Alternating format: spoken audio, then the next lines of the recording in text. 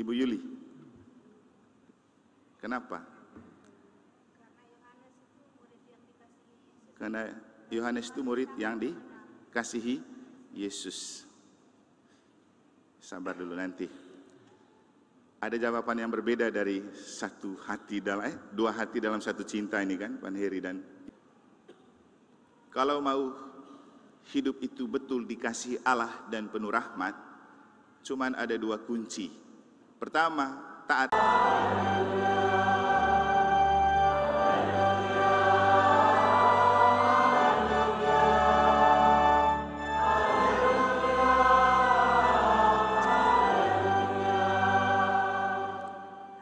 Tuhan bersamamu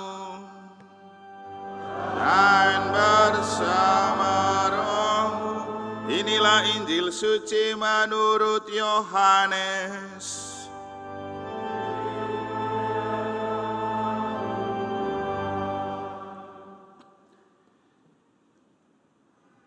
Sesudah bangkit dari antara orang mati, Yesus menampakkan diri lagi kepada para muridnya di pantai Danau Tiberias. Ia menampakkan diri sebagai berikut.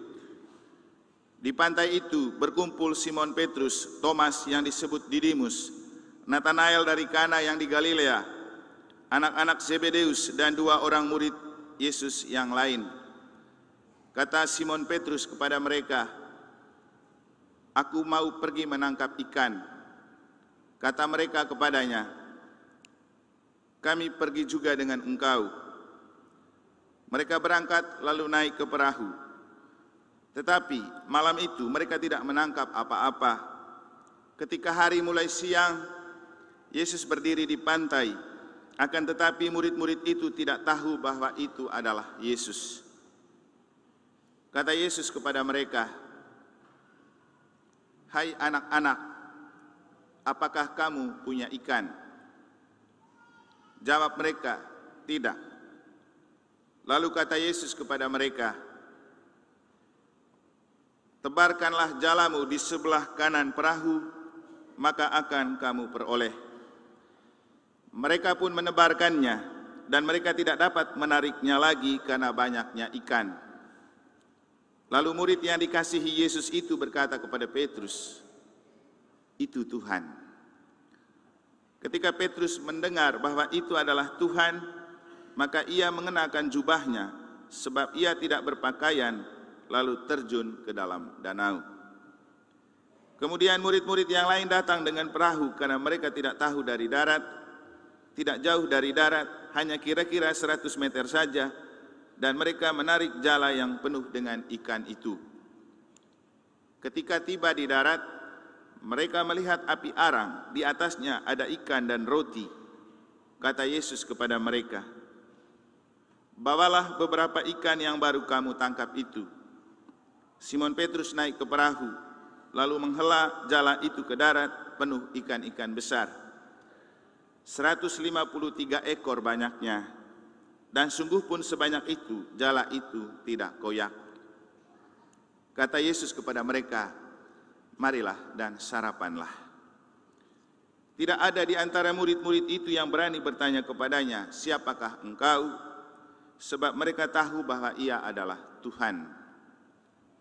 Yesus maju ke depan, mengambil roti dan memberikannya kepada mereka. Demikian juga dengan ikan itu. Itulah ketiga kalinya Yesus menampakkan diri kepada murid-muridnya sesudah ia dibangkitkan dari antara orang mati. Sesudah mereka sarapan, Yesus berkata kepada Simon Petrus,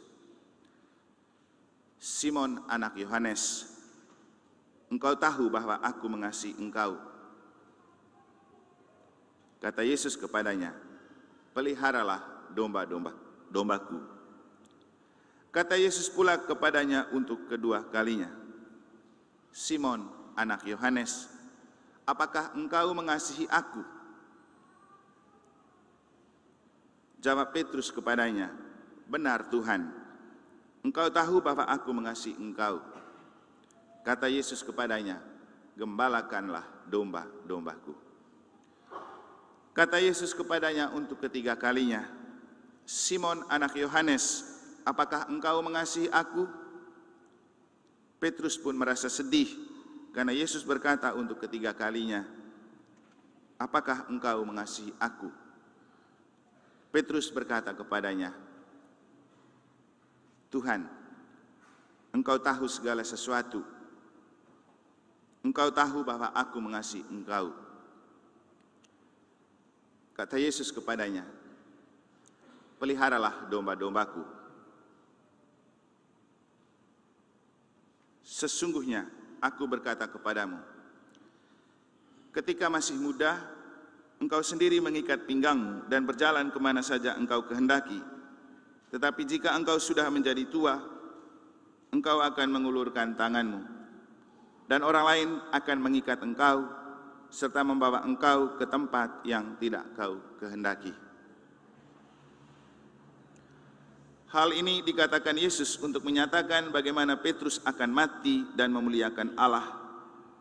Sesudah mengatakan demikian, Yesus berkata kepada Petrus, "Ikutlah aku."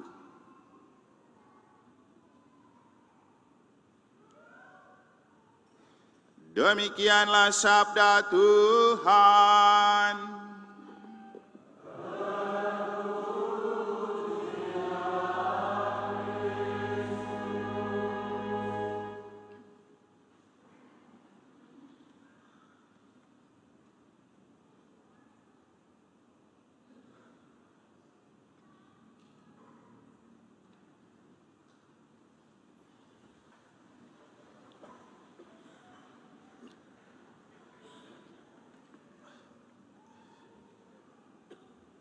Kalau mau hidup itu betul dikasihi Allah dan penuh rahmat, cuman ada dua kunci.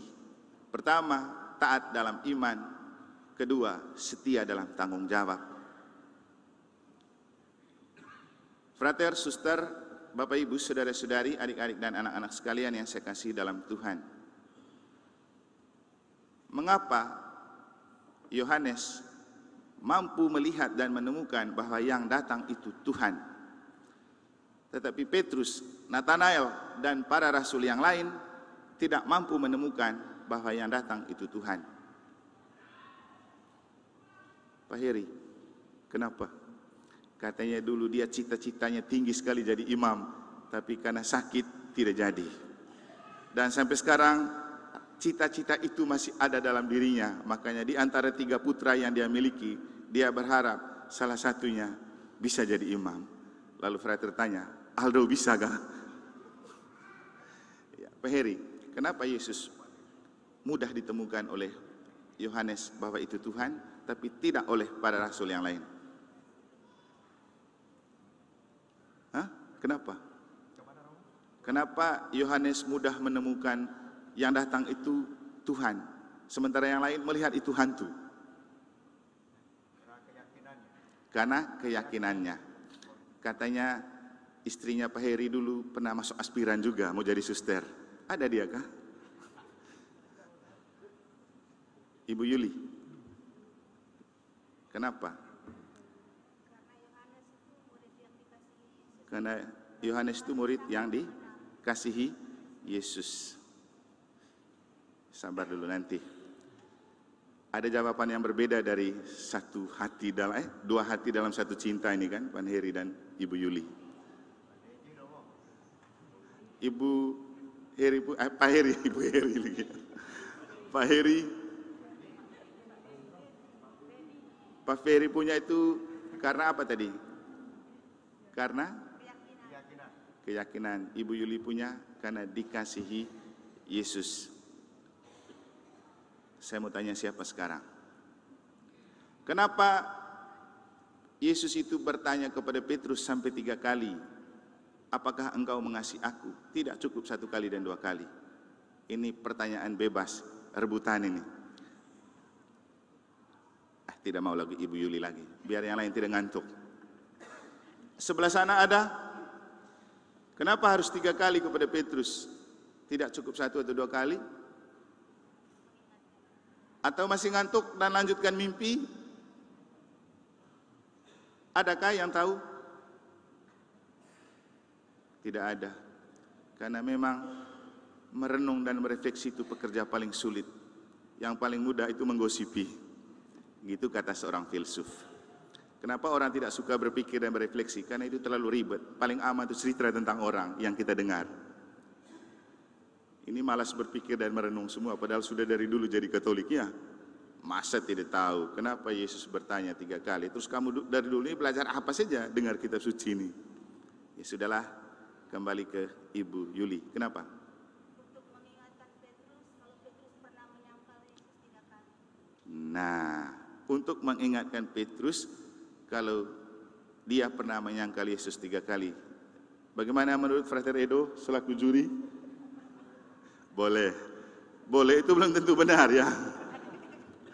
Oke, mari kita akan melihat bersama-sama. Tapi sebelum kita melihat dan menemukan kenapa Yohanes itu mudah menemukan Yesus itu Tuhan, yang lainnya susah, dan mengapa harus bertanya 3 kali kepada Petrus, saya kembali ke tema khotbah yang tadi saya katakan. Sebenarnya jawabannya ada di situ saja. Kalau mau dikasihi Tuhan dan penuh rahmat, kuncinya taat dalam iman, setia dalam tanggung jawab. Saya mulai dengan cerita tentang ketaatan dan kesetiaan. Taat dalam iman, setia dalam tanggung jawab, sebelum kita melihat dalam diri Yohanes dan Petrus. Waktu saya baru pindah ke Mataram, cari yang nyata-nyata saja ya. Beberapa saat atau beberapa bulan kemudian Dewan Keuangan datang ke saya. Lalu dia bilang, Romo, itu tanah di belakang gereja mau dijual. Kita beli ya. Saya bilang, ada uang. Harganya berapa? Masih mahal, Romo. Ya sudah, yang penting saya sudah tahu. Kamu sudah tahu. Kita sama-sama berdoa. Kalau Tuhan mau itu jadi milik kita, pada saatnya akan kita miliki. Cerita selesai, dan sejak saat itu, saya coba jalan-jalan sambil olahraga. Kan biasa jalan kaki saya sekitar sini. Saya berhenti di situ dan saya berdoa di pintunya. Doanya apa?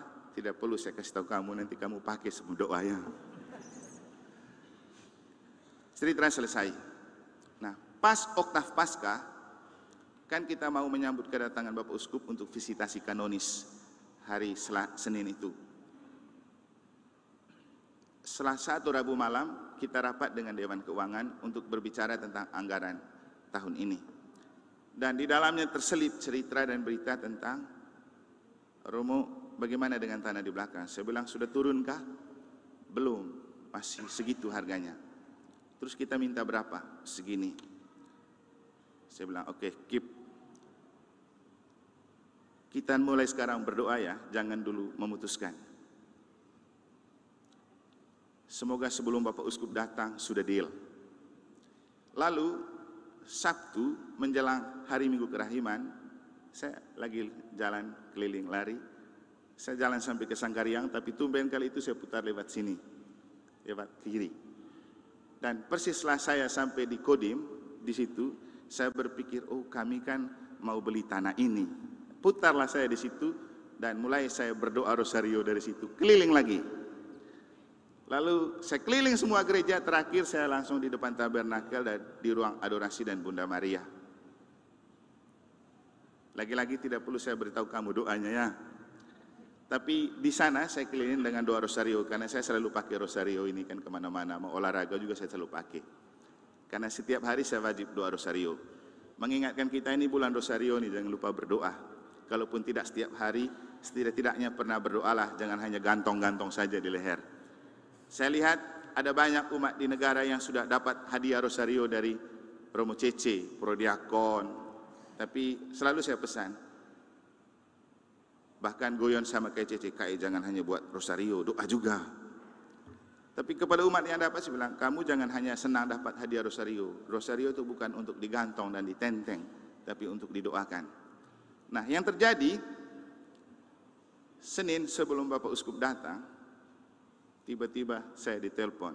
Waktu itu saya baru keluar dari TVRI untuk diminta berbicara isi mimbar Katolik tentang makna Paskah. Begitu saya baru keluar dari pintu di TVRI, langsung ditelepon. Bagaimana?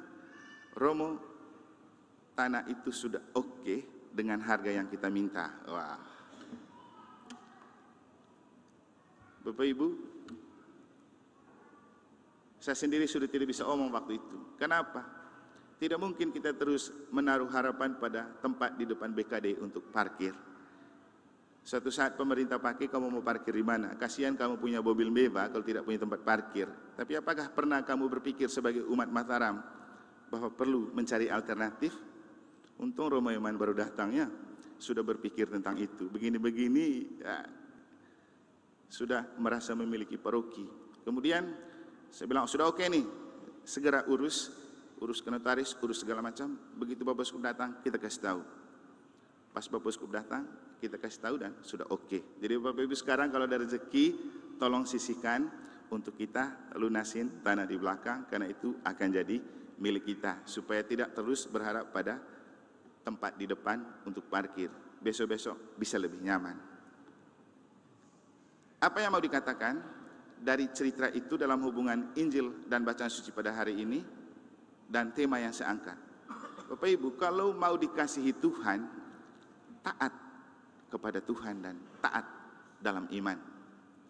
Kalau mau penuh rahmat, setia dalam tugas dan tanggung jawab. Saya kemudian merefleksikan bahwa karena ketaatan saya kepada Tuhan yang mengutus saya, akhirnya diberikan rahmat itu. Tentu juga karena doa Bapak Ibu.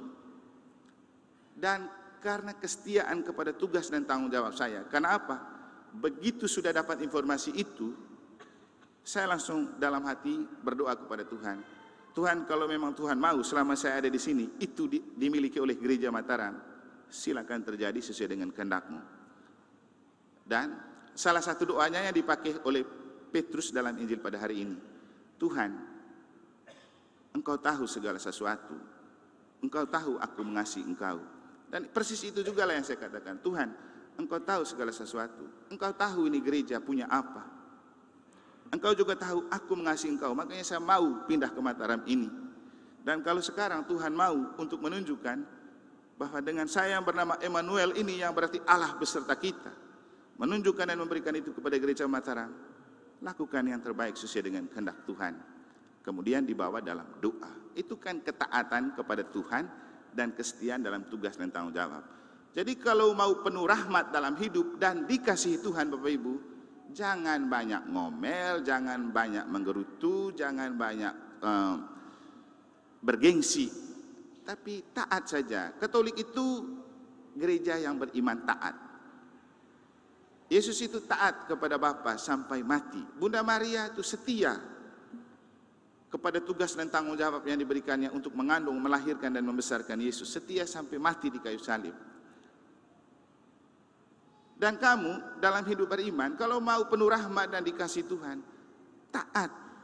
Jangan banyak ngomel, jangan banyak gerutu, jangan banyak, pokoknya lah tahu sejalah. Kita umat kan kadang-kadang, Romo baru omong, Romo apa ini begini begitu, maunya begini itu. Bapak Ibu, kita itu berbicara dan mengatakan sesuatu kepada kamu bukan atas kemauan sendiri. Berdoa dulu, tapi yang kamu lakukan belum tentu itu sesuai dengan kehendak Allah. Kenapa? Kita manusia kadang-kadang gengsi lebih tinggi daripada kehendak Tuhan. Kenapa itu bisa terjadi? Kadang-kadang kamu bisa lihat begini. Orang pada musim tertentu, mungkin dengan romo tertentu, dia bisa dekat dan aktif di gereja. Setelah itu dengan romo lain kan dia tidak cocok, sudah tidak aktif lagi. Itu kan ciri orang yang tidak beriman. Karena pilih-pilih. Benar kan? Pak Servas, benar kan? Tapi kalau kepada siapapun romo yang datang ke sini kamu tetap setia dan taat, itu baru orang beriman ngetop. Tidak tergantung romonya, tapi tergantung dan bergantung pada Tuhan. Kita itu taat kepada Tuhan, setia kepada Tuhan, setia kepada gereja. Itu saja kuncinya. Dan itulah kenapa Yohanes itu dikasihi Yesus dan mampu menemukan Tuhan, karena ia taat dan setia. Coba kamu lihat di kitab suci, mana Yohanes pernah ngomel dan menyangkal Tuhan? Tidak kan? Bahkan dia setia dan taat sampai dengan di kayu salib. Cek di kitab suci, cek di jalan salib. Siapa rasul lain yang ada di kaki salib? Tapi kalau merujuk pada kitab suci, Hanya ada satu orang rasul yang sampai ke salib, yaitu siapa? Yohanes. Ketika Yesus bilang, Yohanes, inilah ibumu, menyerahkan Bunda Maria. Dan kepada Bunda Maria dia bilang, ibu, inilah anakmu. Coba kamu lihat di malam perjamuan terakhir, siapa yang bersandar di Yesus? Yohanes. Dan waktu Yesus bilang begini, di antara kamu akan ada yang menjual aku. Petrus yang paling tua, yang merasa sok dekat dengan Yesus, tidak mampu bertanya kepada Yesus, tapi dia kasih kode-kode kepada Yohanes. Coba kamu tanya, Yohanes, siapa itu? Jadi berbeda dengan Petrus. Petrus itu angin-anginan. Kadang-kadang dia oke, kadang-kadang dia parah. Ketika di Kaisaria Filipi, Yesus bertanya, kata orang siapakah aku dan katamu siapakah aku? Petrus yang mampu menemukan, engkau adalah Mesias, anak Allah. Yesus bilang apa? Mantap. Apa yang kau katakan itu bukan dari dirimu, tapi dari Allah. Tapi dari Allah. Beberapa saat kemudian Yesus berbicara, saya akan pergi ke Yerusalem dan menderita dan mati di sana. Petrus tarik dan bilang, sekiranya itu tidak terjadi padamu. Yesus marah, enyalah engkau iblis. Engkau tidak memikirkan apa yang dipikirkan Allah, engkau memikirkan apa yang dipikirkan oleh manusia. Nah, hal yang sama untuk membenarkan jawaban Ibu Yuli, ketika Yesus mau menderita, Petrus bilang apa? Guru, sesekali hal itu tidak terjadi padamu karena aku akan selalu berada bersamamu. Tapi Yesus bilang apa? Petrus, sebelum ayam berkokok 3 kali, engkau sudah menyangkal aku. Maka Bapak Ibu, kenapa Yesus bertanya 3 kali kepada Petrus dalam Injil pada hari ini? Untuk menebus 3 kali ayam berkokok, penyangkalan Yesus, Petrus 3 kali kepada Yesus. Jadi itu adalah penebusan, 3 kali menyangkal, 3 kali diampuni dengan bertanya, apakah engkau mengasihi aku? Dan walaupun Petrus agak pelin-pelan dan angin-anginan, kita tahu bahwa kunci kerajaan Allah dan dasar gereja bukan diberikan kepada Yohanes, murid yang dikasihi Yesus. Jadi Yesus itu tidak pilih kasih. Beda dengan kita pada Romo mungkin ya. Kadang-kadang kita pilih kasih. Siapa yang dekat dengan kita itu terus yang dikasih tugas dan tanggung jawab di gereja tuh. Yang tidak dekat sudah tidak akan pernah laku di gereja. Tapi saya tidak mau pilih kasih, saya mau semua dikasihi dan semua terlibat. Muka yang tidak muncul selama ini, kalau kau bisa, tampil. Makanya waktu kemarin kan banyak muka baru toh. Karena saya tidak mau pilih kasih, semua saya harus kasihi. Hanya ada orang yang merasa seperti saya pilih kasih. Tidak ada. Kita harus membuat semua umat merasa memiliki gereja dan semua harus terlibat, tampil. Saya pesan ke frater, saya ingin petugas itu muka baru, jangan muka yang sama. Gereja Mataram ini 3.000 umat, jangan itu tok yang muncul. Cari juga yang lain, yang tersembunyi di balik layar selama ini. Tampakkan. Biar dunia tahu dan publik tahu, kita punya banyak potensi di paroki ini. Itu kalau saya ya, karena saya memang orangnya begitu. Tidak suka dengan zona nyaman, maunya yang baru terus. Bahasa orang mudanya, selalu update dan upgrade. Dalam gereja juga begitu Bapak Ibu. Keterlibatan kita harus update dan upgrade. Ingat, Yesus memberikan dasar gereja dan kunci surga bukan kepada Yohanes murid yang dia kasihi, tapi kepada Petrus. Kepada Petrus dia bilang, engkau adalah Kefas, di atas batu karang ini kudirikan jemaatku. Alam maut tidak dapat menghancurkannya. Apa yang kau ikat di dunia akan terikat di surga. Apa yang kau lepaskan di dunia akan terlepas di surga. Kepadamu kuberikan kunci kerajaan Allah. Lalu Petrus menjadi paus pertama. Itulah kenapa gereja Katolik punya paus sampai dengan sekarang. Maka ada istilah dalam pemilihan paus yang baru, bukan mencari paus penerus Santo Paus Fransiskus, tapi penerus Santo Petrus, pengganti Paus Fransiskus. Jadi paus yang mulai hari ini atau besok konklav itu terjadi untuk mencari penerus Santo Petrus menjadi dasar gereja, menjadi pemimpin gereja. Maka kita jangan lupa berdoa untuk siapapun yang dipilih. Ada banyak prediksi Tapi kita kembali kepada bagaimana Yesus jatuh cinta pada Petrus untuk menjadikan dia pemimpin pertama menggantikan dia. Tuhan lebih tahu, seperti bahasa Santo Petrus, Tuhan, Engkau tahu segala sesuatu. Engkau tahu aku mengasihi aku. Engkau. Paling penting untuk kita Bapak Ibu, tidak perlu beriman menjadi orang Katolik munafik. Apalagi Yudas. Percuma kita bersembunyi di balik kemunafikan. Karena Tuhan tahu hati kita. Betul nggak mengasihi Tuhan? Betul nggak mengasihi gereja? Tidak perlu berpura-pura, tidak perlu bersandiwara. Yang penting taat dan setia. Jangan banyak ngomel, jangan banyak gerutu, jangan banyak omong, jangan banyak komentar. Tunjukkan bahwa kita taat dan setia menjadi orang beriman Katolik. Karena itu yang membuatmu sangat dikasihi Allah. Dan itulah juga yang membuatmu hidup dengan dipenuhi berkat. Bapak Ibu, waktu kami pergi makan-makan sama Suster Virgin mereka, mungkin karena selama pekan suci dia tidak pernah misa dengan saya. Dia selalu misa pertama. Karena waktu itu hari Kamis dan Jumat Romo Cece menyanyi, dia bilang begini ke saya, Romo kok tidak pernah menyanyi? Coba kayak Romo Cece. Saya bilang, saya menyanyi terus Suster. Karena dia tidak misa dengan saya. Tumben hari ini dia misa dengan saya, maka saya menyanyi lagi untuk Suster. Tapi lagu ini paling penting untuk mengingatkan kita. Bapak Ibu, kita punya banyak rencana dan kemauan dalam hidup, tapi Tuhanlah yang menentukan. Masih ingat khotbah Romo Cece hari Jumat kan? Kita boleh merencanakan banyak, tetapi Tuhanlah yang menentukan. Tapi Tuhan akan menentukan yang terbaik untuk kita. Kalau kita memiliki ketaatan dalam hidup beriman, kesetiaan dalam tugas dan tanggung jawab, seperti yang Tuhan telah tunjukkan kepada apa yang saya ceritakan sebagai sharing, yang paling nyata, kita bisa mendapatkan dan membeli tanah di belakang. Judulnya, Dalam Hening Ku Berdoa. Lagu pertama yang saya nyanyikan waktu COVID. Nanti kalau mau dengar lagi, cek di channel YouTube ya.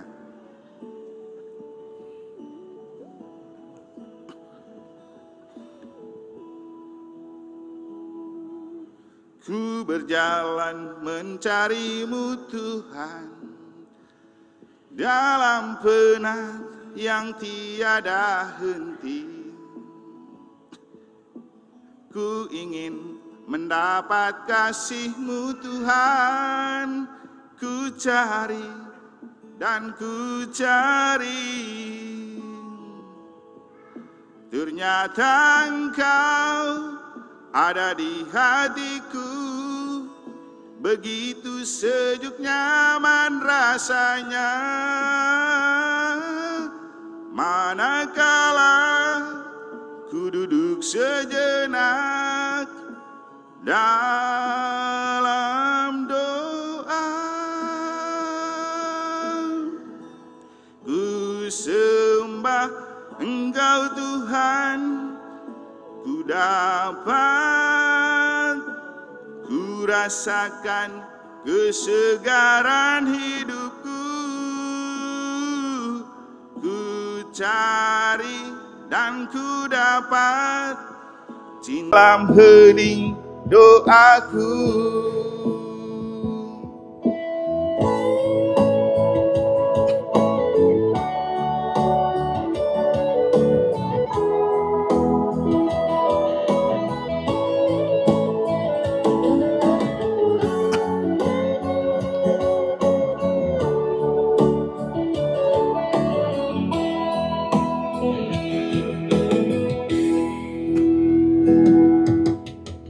Berjalan mencari-Mu Tuhan, dalam penat yang tiada henti. Ku ingin mendapat kasih-Mu Tuhan, ku cari dan ku cari. Ternyata Engkau ada di hatiku, begitu sejuk nyaman rasanya. Manakala ku duduk sejenak dalam doa. Ku sembah Engkau Tuhan, ku dapat, ku rasakan kesegaran hidupku. Ku cari dan ku dapat cintamu dalam hening doaku. Ku sembah Engkau Tuhan, ku dapat, ku rasakan kesegaran hidupku. Ku cari dan ku dapat cintamu dalam hening doaku. Dalam hening doaku. Oke, jangan lupa menciptakan keheningan dan berdoalah selalu, karena doa bisa mengubah hal yang tidak mungkin menjadi mungkin. Apalagi kalau kita berdoa rosario, sangat sederhana tapi memiliki buah yang penuh rahmat dan berlimpah. Selamat berdoa rosario di bulan rosario. Semoga Tuhan memberkati. Doa Bunda Maria selalu menyertai.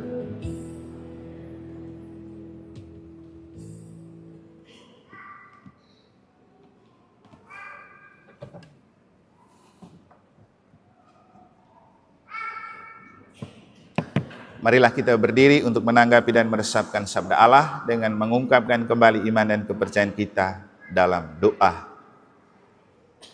Aku percaya